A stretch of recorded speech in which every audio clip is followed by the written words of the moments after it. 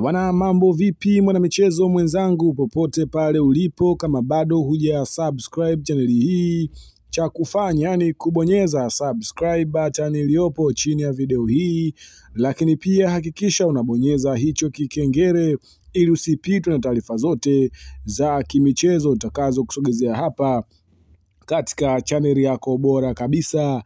ya kimichezo. Bwana, mchezo wa NBC Premier League, mchezo namba 184, mchezo wa dabi ya Kariakoo umesogezwa mbele kwa mara nyingine tena baada ya kikao kizito ambacho kimefanyika na viongozi mbalimbali wa soka hapa nchini, ikiwemo shirikisho la soka nchini Tanzania TFF, na kuweza kukubaliana kusogeza mchezo huo tena kwa mara nyingine mpaka tarehe 25 ya mwezi huu wa 6. Lakini rais wa shirikisho la soka nchini Tanzania Wallace Karia amemsimamisha kazi CEO wa bodi ya ligi Almas Kasongo. Pia mwenyekiti bodi ya ligi kuu Tanzania bara Steven Mguto amewasilisha barua ya kujiuzuru wadhifa wake, na hii ni baada ya klabu ya soka ya Yanga kuweza kuomba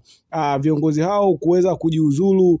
katika swala zima la kimichezo, na hii ni katika eneo la bodi ya ligi ambapo leo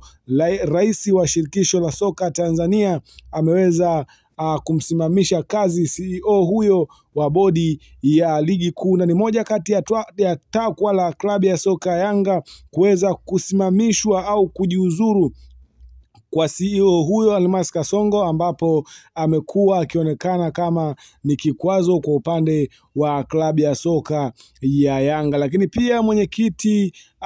wa bodi ya ligi Steven Mguto naye amewasilisha barua yake ya kujiuzuru wadhifa wake ndani ya bodi ya ligi kwa kile ambacho klabu ya soka ya Yanga amekihitaji, ikiwa ni moja kati ya maombi yao ambayo aliyaomba katika yale maombi manne, na Yanga Sports Club amekubali kucheza mchezo wa dabi ya Kariakoo siku ya tarehe 25.